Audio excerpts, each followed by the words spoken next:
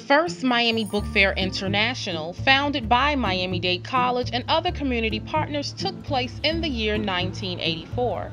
It's hard to believe that the event was an instant success from the very beginning. After all, Miami is known as a vacation destination around the world and not as a literary center.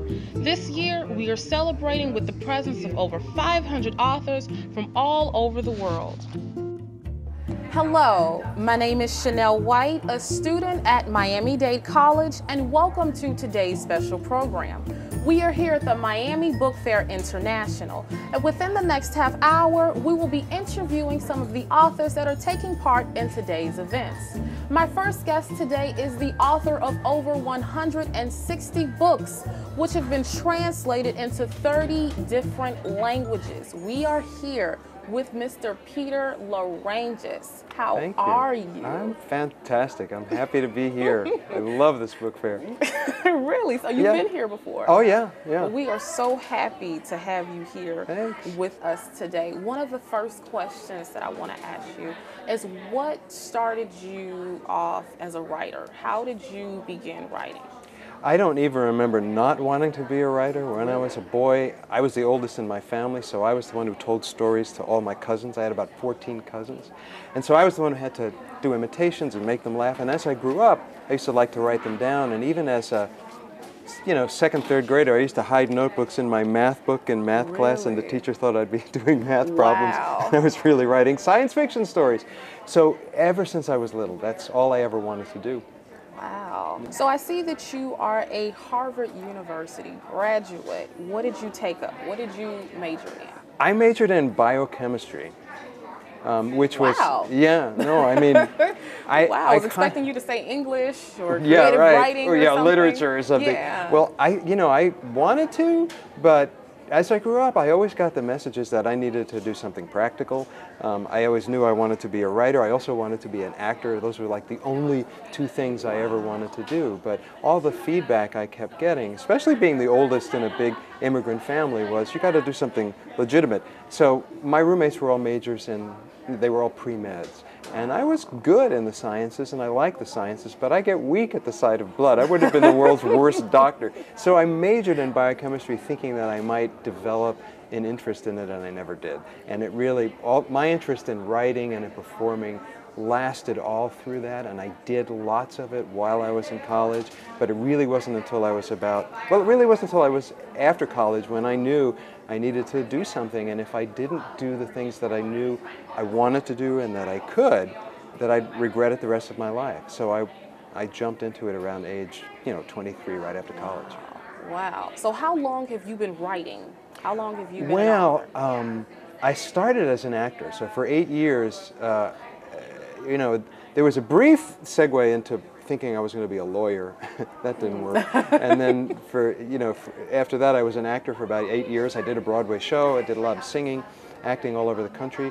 And I started writing in between acting jobs because I needed to do something, and I was a really bad waiter. I kept getting fired.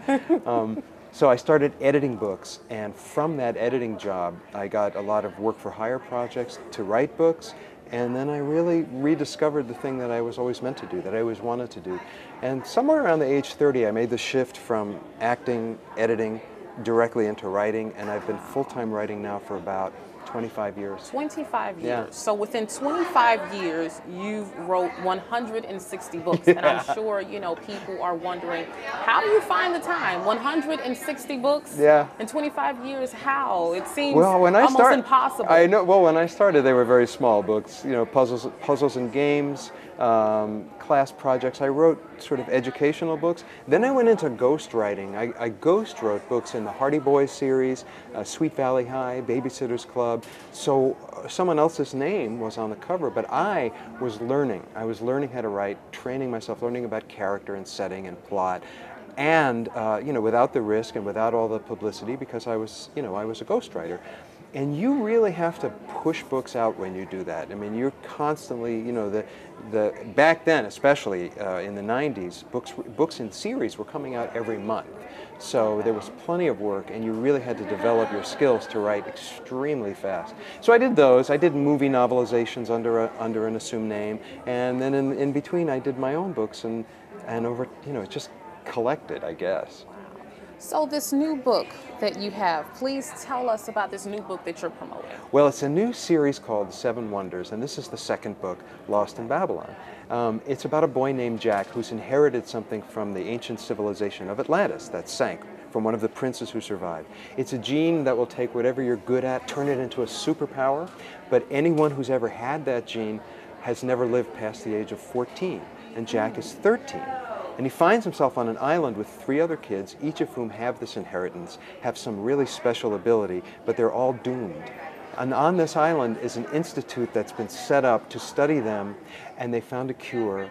And they need to find 7 objects that were taken from the ancient civilization of Atlantis centuries ago and hidden in the 7 wonders of the ancient world. And if they bring those 7 ancient magical objects back to the island, they will be cured and they will save the world, because of the properties of these magic objects. Wow, that seems like a very interesting read. And you say this is the second book of the 7 series. The first book is called The Colossus Rises, and in that the 4 kids have to go to Greece and find the remains of the Colossus of Rhodes. And in book 2, Lost in Babylon, at the end of book 1, one of the friends goes missing.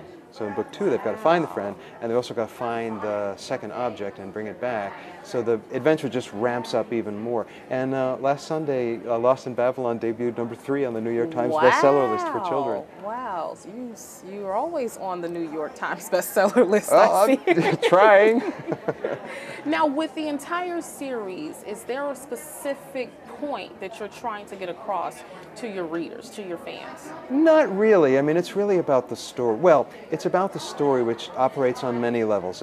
There's a lot of history. I'm really interested in the history of the 7 wonders, so I go a lot into historical detail. So they learn about history, about geography. These things take place in Egypt and Greece and Turkey, and also it's about who you are. I mean, each of those 3 kids, Marco is a great athlete, Allie is a computer hacker, Cass is a sort of human GPS. Jack, our hero, is a normal kid. He's like you and me. He doesn't know what's so special about him. And in a way, he represents every kid, because in this adventure, he's got to find what it is about himself, what's at his core that makes him special, because he's really the one who leads the other 3 and unifies them within the arc of the big story. Wow. Yeah. So I see that you have a lot going on, and we have to wrap up. But the last question I want to ask you is, what's next? What do you have planned for the future? What can your fans expect from you? Well, this series now goes to 7 books, and this is book 2. So I'm going to be on this for a while. And in between each book, I'm writing a smaller story to kind of keep the fans in the story as we go along. The things that I couldn't get to in the novels are going into these small books that I'm doing in between each. So 7 big books, 7 e-books turning into paperback books in between each book. And then after that, I've got another series, a trilogy that I've signed up, and I can't really spoil anything about that. Yeah. Well, thank you, Mr. Peter. We appreciate you being here with us, interviewing here with us. That is all for this segment. We'll be right back after this short message.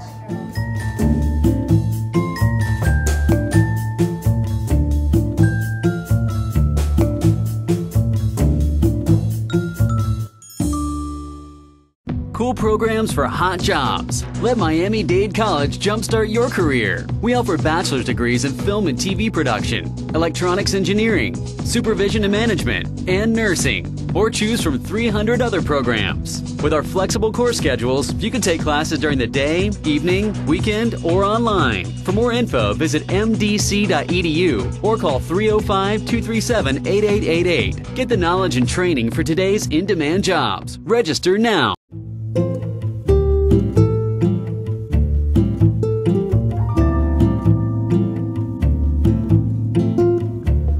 Welcome back to MDC-TV. We are here at the Miami International Book Fair, And the talk of town is this new book entitled Hunting Season, Immigration and Murder in an All-American Town. We have the privilege of interviewing the author of this book, Miss Mirta Ojito. How are you doing today? I'm doing great because I'm in Miami and in the book fair. Thank you.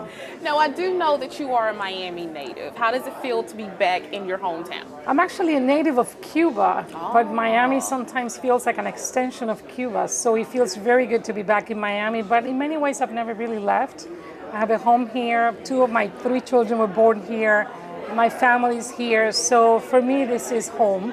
It feels great. I've lived in New York for a while now, but I always come back for the fair, whether I have a book or not. This is home. Miami's home, but MiamiDade is home. I came to MiamiDade many years ago, and the fair is home. Really? Yeah. So I do know that you are a graduate of MiamiDade Yes. College. Where Yes. else did you go to school? I went to Florida Atlantic University in Boca Raton, and then I went to graduate school at Columbia University, Okay. where I teach now. So what did you take up when you attended these schools? What did you end up majoring in? Here at MiamiDade? Oh, you don't want to know. I was all over the place Really? in Miami-Dade. Yeah. I was all over the place in Miami-Dade. But eventually I settled on a communication degree in college and at FAU, Okay. I should say. And then I graduated with a communication degree, became a journalist, and that's what I have been doing since 1987. Wow. Yeah. So before we get into the major details of this new book that you're promoting, we'd like to know what inspired you to become a writer? I like to think of myself more as a reporter, and I have always wanted to be a reporter. Since the time I was about 13 years old, I had a neighbor in Cuba, and I used to ask her all kinds of questions. She was a very interesting woman who always had a lot of interesting people around her. And she said one day, you know, you should be a journalist. And I said, what's that? She said it in Spanish, of course. She said, periodista.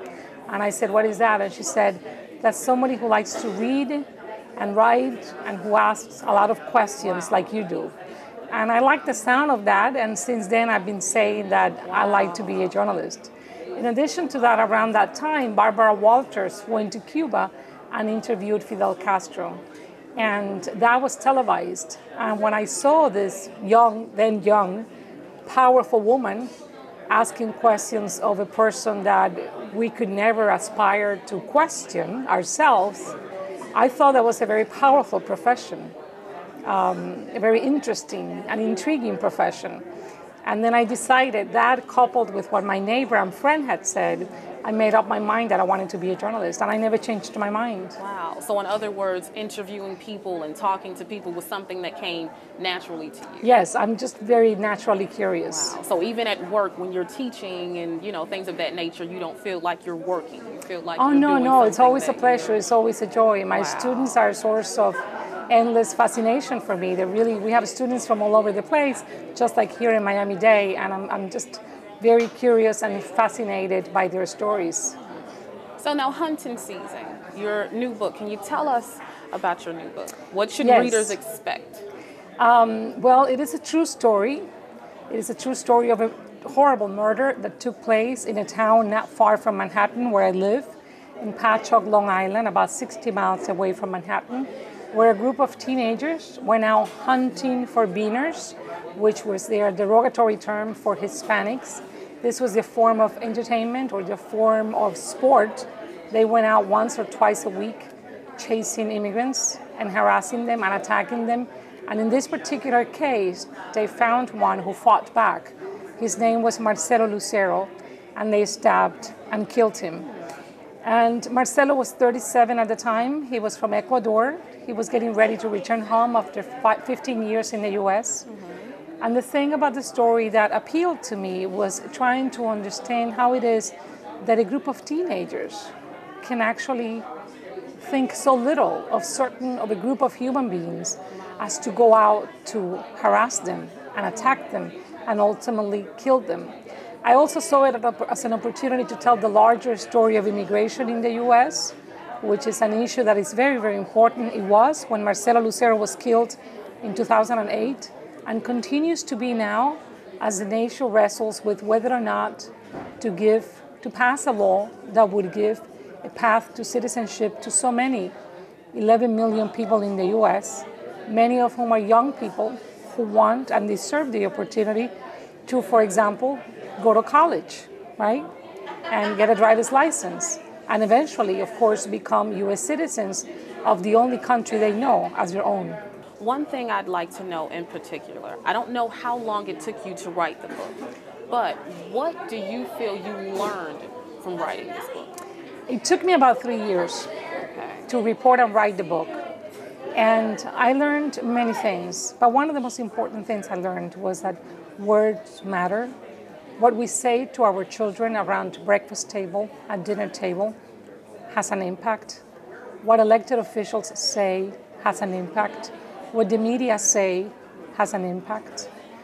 Young people are listening and they're very impressionable. I got the impression when I was reporting this book that these young people who attacked and killed Marcelo Lucero were not born this way. They were taught to dehumanize these immigrants, to think of them as lesser than, to think of them as weaker and maybe even bad people. And therefore they were fair game and therefore they were attacked. That was learned behavior. And there were many things that were going on in that town then that these young people absorbed and learned. And the adults should have been paying attention. Somebody should have stopped it. That attack against Marcelo Lucero was not the first attack. There have been others. And everyone in town claimed they didn't know. Now, I do know that we are, running short for time, but I want to ask you this one last question. I'm sure your fans would like to know what's next. What do you have planned for I would like to know that too. I don't know, I teach full-time. That is my job. Yes. I'm not a writer sitting in a sunny room somewhere thinking of stories. I teach full-time. I also write columns for the Miami Herald and for other publications. There will be a book. I'm just not sure what book yet. And the chances are it will be nonfiction, which is what I have been doing for the past 10 years or so. Thank you very much for interviewing with us today. We'll be right back after this short break.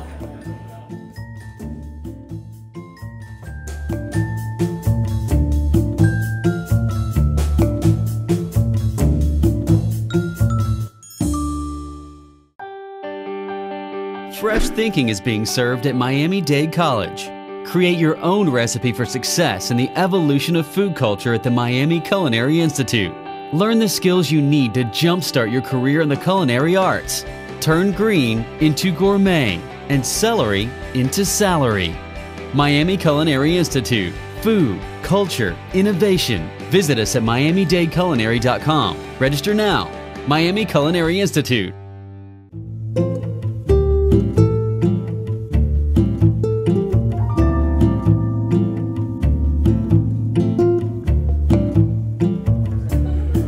Welcome back to MDC-TV. We are here at the Miami Book Fair International. His writings have appeared in the New York Times, the Esquire, the New Republic Rolling Stone, and the National Geographic. We are sitting here live with Mr. T.D. Almond. So you have this new book, Finding Florida. Well, I see you with two books in your hand. Yes, these are my two new books that are out. This book is called Florida, The True History of the Sunshine State. I worked nearly 10 years on it, and part of the reason is that most of what we think we know about Florida is not true.